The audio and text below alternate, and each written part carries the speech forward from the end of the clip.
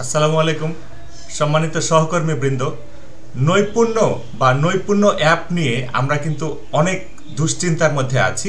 আমরা কেউই 100% স্যাটিসফাইড না। কেউ মূল্যায়ন করতে পারছি না, কেউ লগ ইন করতে পারছি না, কেউ মূল্যায়ন করলেও জমা দিতে পারছে না। এইরকম অনেক সমস্যা নিয়ে আমরা আছি।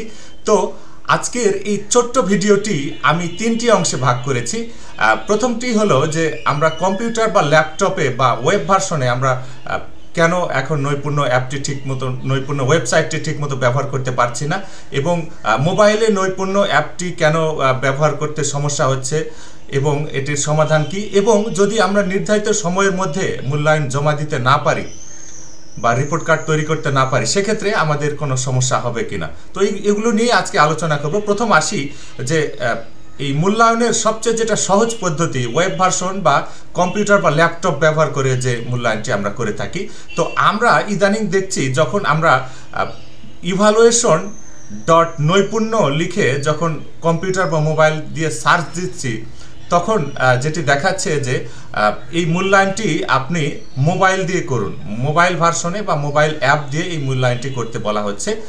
তার মানে এটি দাঁড়াচ্ছে যে এই যে সফটওয়্যারটি বা এই ওয়েবসাইটটি আপগ্রেডেশনের কাজ চলছে। আমরা ইতিপূর্বে যখন প্রতিষ্ঠান প্রধানের পাসওয়ার্ড বা ইউজার আইডি ব্যবহার করে আমরা যখন দেখেছি, তখন শিক্ষার্থীর সংখ্যা, তারপর শিক্ষকের সংখ্যা এবং বিষয়ভিত্তিক শিক্ষকের এই যে ইনফরমেশনগুলো, এগুলো অনেক কিছু এলোমেলো বা অগোছালোভাবে ছিল বা সঠিক ছিল না। তো আমরা সেটি এখন যেটা দেখি যে সেটি অনেকটা ঠিক হয়ে গেছে। তার মানে এটি আমরা ধরেই নিতে হবে যে এই ওয়েবসাইট বা এই অ্যাপটির যে আপগ্রেডেশনের কাজ চলছে বা উন্নয়নের কাজ চলছে, তাই এটি এই সমস্যাগুলো হচ্ছে। তো যখন একটি প্রসেস আছে, চলমান আছে, তখন আমরা যেহেতু এটি ব্যবহার করছি, সেহেতু আমরা এটিতে প্রবেশ করতে পারছি না বা এটিতে মূল্যায়ন করতে পারছি না। তো ওখানে এজন্য কর্তৃপক্ষের তরফ থেকেই সেখান থেকে মোবাইল অ্যাপ ব্যবহার করার মাধ্যমে এটি মূল্যায়ন করতে বলা হয়েছে। এবং এখানে একটি অ্যাপ ডাউনলোড করার দুইটি লিঙ্ক দেওয়া আছে, এবং গুগল প্লে স্টোর থেকে, এবং আপনি অ্যান্ড্রয়েড অ্যাপ যে অ্যাপ স্টোর আছে সেটি থেকে আপনি সহজেই ডাউনলোড করতে পারেন। তো এটি গেল প্রথম অংশ। দ্বিতীয় অংশ, এখন যদি মোবাইলের অংশে আসি, আমি অ্যাপটি ইনস্টল করলাম, বা অনেকের অ্যাপ, বেশিরভাগ ক্ষেত্রেই দেখা যাবে যারা আমরা আছি তাদের অনেকেরই অ্যাপটি ইনস্টল করা আছে, কিন্তু আমরা ঠিকমতো ব্যবহার করতে পারছি না। সেক্ষেত্রে আমাদের যেটি করতে হবে, এই অ্যাপটি আমাদের আনইনস্টল করতে হবে। তার মানে অ্যাপটি আনইনস্টল করে আবার নতুন করে যে লিঙ্ক দেওয়া হয়েছে, ওই লিঙ্কটি থেকে আপনি গুগল প্লে স্টোর থেকে আপনি এই অ্যাপটি আবার ডাউনলোড করলেন। অ্যাপটি ডাউনলোড করা হয়ে গেল, তখন আপনি কি করবেন, ফোনটা একটু বন্ধ করবেন। ফোনটা বন্ধ করে 2-1 মিনিট পরে আবার ফোনটা চালু করবেন। তারপর আপনি আপনার ইউজার আইডি পাসওয়ার্ড দিয়ে আপনি সহজেই মূল্যায়ন করতে পারেন। এরপরে যদি দেখেন যে আপনি মোবাইলেও মূল্যায়ন করতে পারছেন না, তখন আপনি তাড়াহুড়া করার কিছু নাই। আপনি অবশ্যই একটা জিনিস আপনি সবসময় মাথা রাখবেন যে এটি একটি জাতীয় সমস্যা। এটি শুধুমাত্র এই সমস্যাটা যে আমার বা শুধুমাত্র আপনার হচ্ছে, বিষয়টি কিন্তু এমন না।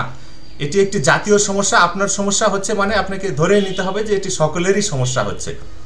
সো কিছুক্ষণ ধৈর্য ধরতে হবে। যখন কম্পিউটার হোক বা মোবাইলে হোক, আপনি যখন মূল্যায়ন করতে পারছেন না বা জমা দিতে পারছেন না বা লগ ইন করতে পারছেন না, তখন আপনাকে 1 ঘন্টা বা 1.5 ঘন্টার একটা বিরতি দিয়ে আবার সেটিতে ঢুকতে হবে। বা অনেকেই মোবাইল আছে কিন্তু এই অ্যাপটি ইনস্টল করতে পারছে না বা অ্যাপে ব্যবহার করতে পারছে না। সেক্ষেত্রে আমি আগেই বলেছি, কম্পিউটার এটা সবচেয়ে সহজে এটি ব্যবহার করা যায়। সো সেহেতু আপনি অন্য কারো, আপনার সহকর্মী বা অন্য কারো কম্পিউটারে সেখানে গিয়ে ট্রাই করতে পারেন। তাহলে তিনি আপনাকে এই মূল্যায়নটি করতে তিনি সহায়তা করবেন। তো এটি গেল এই দুটি কথা। আর তৃতীয় যেটি কথা, যে নির্ধারিত যে ডেট আছে, সেই ডেট অনুযায়ী যদি এই মূল্যায়ন বা এই আমরা যদি চূড়ান্ত ট্রান্সক্রিপ্ট এসব যদি জমা না দিতে পারি, তাহলে কোনো সমস্যা হবে কিনা।